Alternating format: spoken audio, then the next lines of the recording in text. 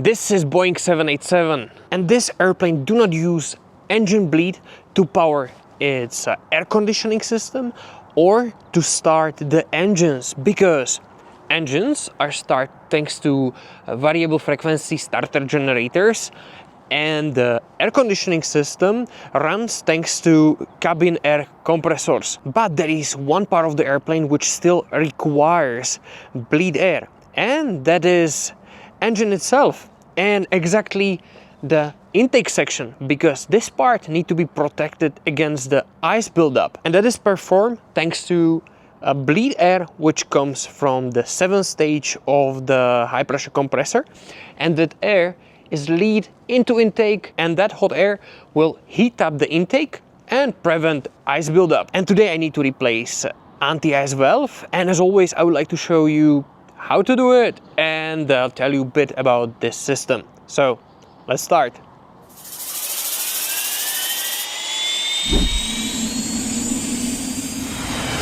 And to get to engine anti-ice valve, we need to open fan cowls and as well sea ducts, because the valve itself is located on 12 o'clock on the core of the engine.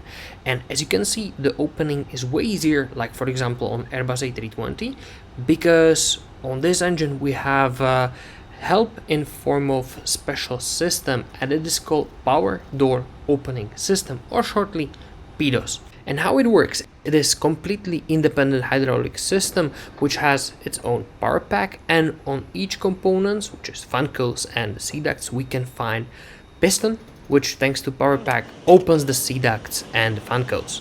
Control of this system is quite easy, because for opening of the fan cowls you have button on each side of the intake, and for the reversers you can find a button on the rear face of the air intake, and by holding it you will send a signal to the PIDS system, which will pressurize the actuator on that exact sea duct.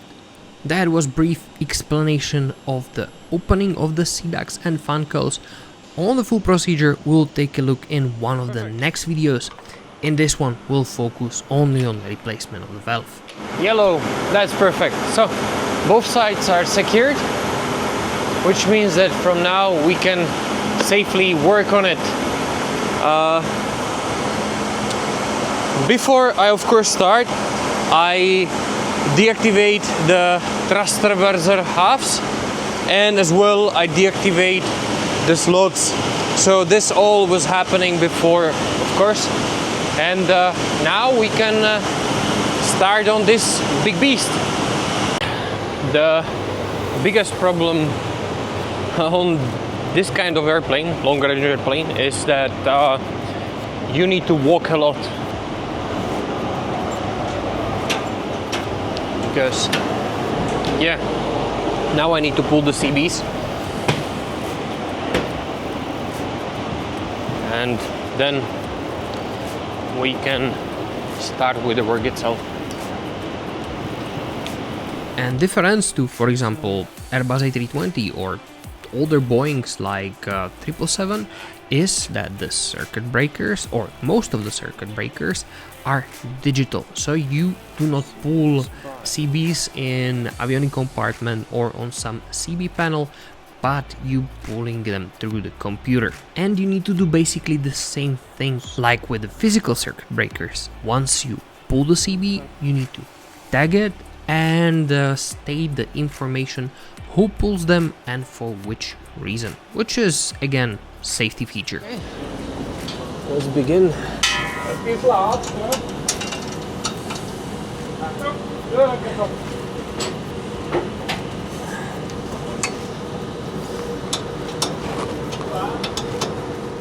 And meanwhile you see me removing the muzzle pressure sense line, one of the two actually. Let me tell you a bit how this valve and the control of this valve works. This valve is here to send the hot air from the 7th stage of high pressure compressor all the way through anti-ice duct to the air intake. It is butterfly valve, spring loaded to closed position, and it has an internal pneumatically operated servo that moves valve to open position. That was one sense line. Now I need to remove the second one. And actually, why do we have two muscle pressure sense line on this valve? Well, the one on the lower end leads to the engine anti-ice valve controller torque motor. And this controller is actually responsible for modulating of this valve by sending of this muscle pressure back to the valve. From the top side, system works completely independently, which means that once the airplane sends the icing condition, this information is sent to main engine data concentrator, which will give command to the controller to send the hot air into the engine air intake. That was explanation of these two sense lines. The lower one send the muscle pressure, the upper one receive the muscle pressure for control of the valve. But on this line we can find one more component, so it can be a bit more complicated. This component is called controller air cooler, and its purpose is to reduce the temperature of the muscle pressure which is taken from the 7th stage, which avoid the damage of the controller from the heat. This temperature is reduced thanks to air which comes from the fan stream. And hopefully this gave you an idea how this valve works and as well how it's controlled. Meanwhile, I moved a bit forward with removal.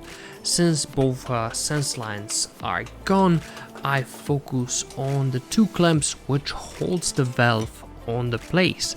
Then all what's remaining is to loose 4 screws with which the duct is screwed to the engine, and since it is installed directly on the engine, you can imagine how hardly those bolts are seized. So it was a lot of fighting, a lot of swearing and a lot of force, but in the end we lose them all and we was able to move the valve out.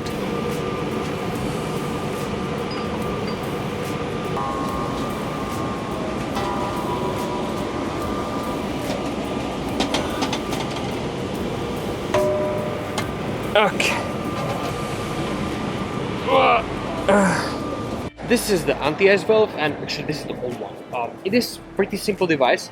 There is no connector on it, so the only control is performed via controller on the other side of the engine, and it is connected to it thanks to this sense line. On the other side you have another sense line connected, and yes, the information which you get in the cockpit is from the controller, not from the valve. So this is the old one, and we can install the new one. And then all what's remaining is to perform tests, and for that we need to go for a run. Before installation, I inspect the E-seal, which you can find on the duct which leads towards the intake. On the valve itself, I install the new one, and on the one which sits on the engine, I mean the duct, that one I inspect as well, and everything is okay. At this point, we will install the valve loosely on the duct with a clamp, and after that we will install the duct which leads from the engine. This line is too far, so turn it a bit.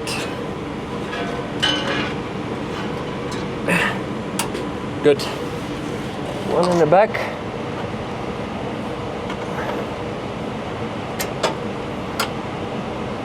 Okay, that looks like it will fit. This little nice part.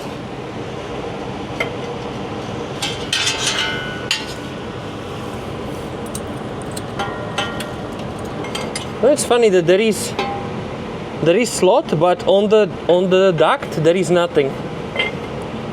You have a slot over here, cut out, but there is nothing on the duct. And let me expand this information, because on the valve itself there is a position notch.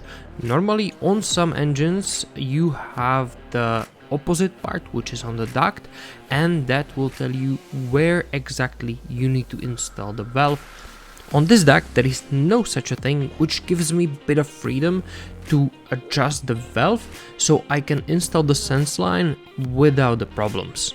After that, I will start with installation of 4 screws which hold the duct which lead inside of the engine, and then I will start with tightening and with torquing everything from the screws through the clamps and of course P-nuts of the sense lines.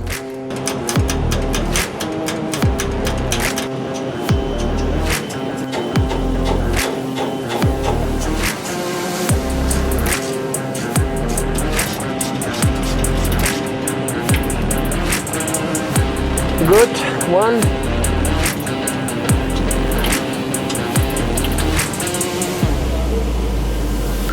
Almost.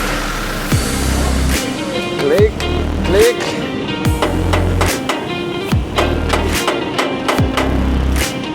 Yes. Good. Now the unions.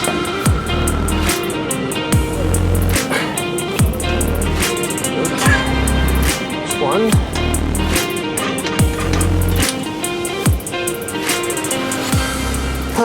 Okay, so packing everything. Check your tools? Yeah. Going to put them in the order. Okay. Can close the CBs. So let's close and look.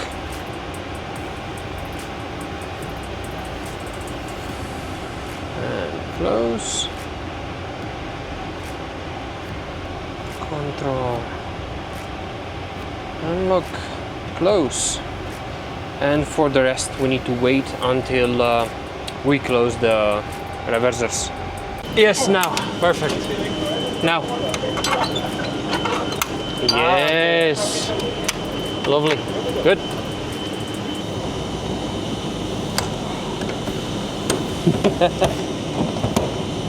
Nice. And we can close all the CBs.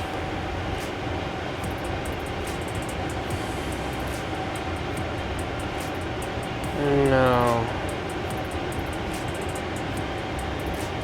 let's close them all.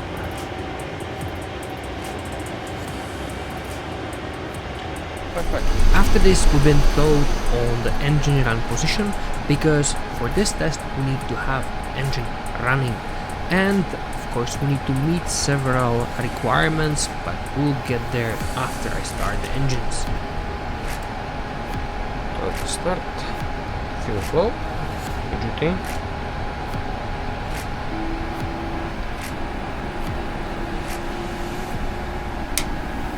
Nice. Okay, right engine. Right engine good. So, engine 2 and 2. Fuel flow. GT. Cut. Nice.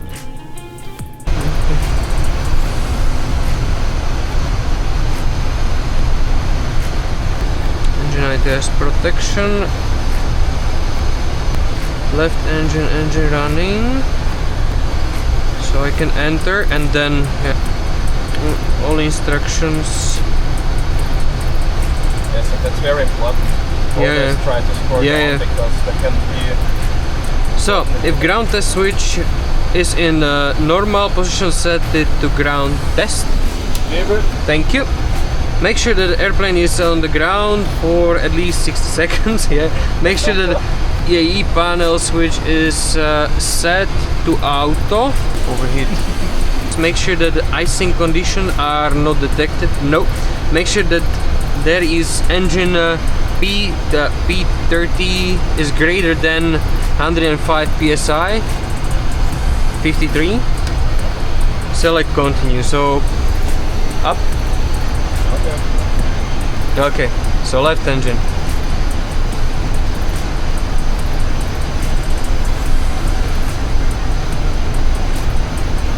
We are going up.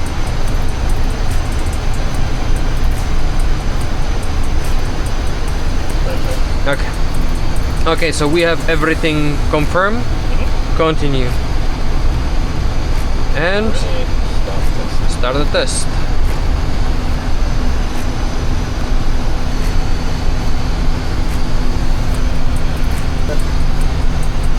Yes. Fast. Test is finished.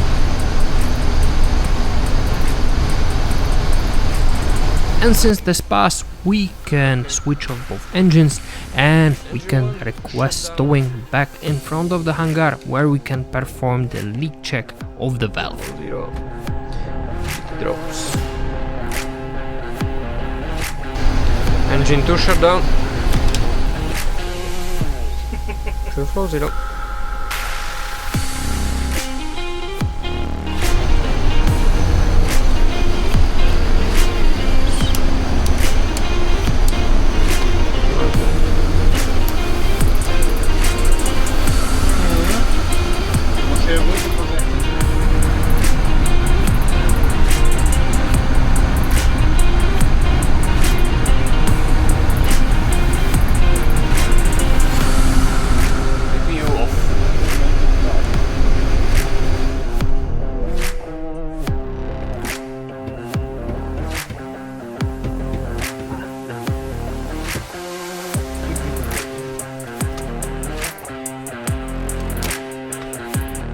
That's more or less all about this component. As always, guys, I would like to ask you, do not use this as a replacement for your maintenance manual, but always use latest documentation released by manufacturer.